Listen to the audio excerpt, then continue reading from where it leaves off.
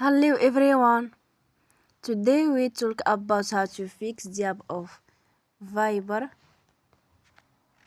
We will go to settings.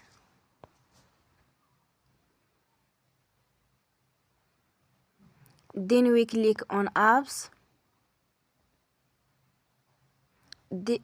After that you will search the app Viber and you will click. Then you will on for stop.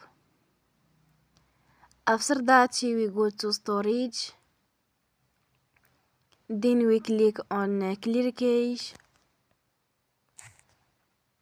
In the end, you will turn off your Wi-Fi and you will turn again. Don't forget to support us by like and subscribe. See you next time and thank you for watching.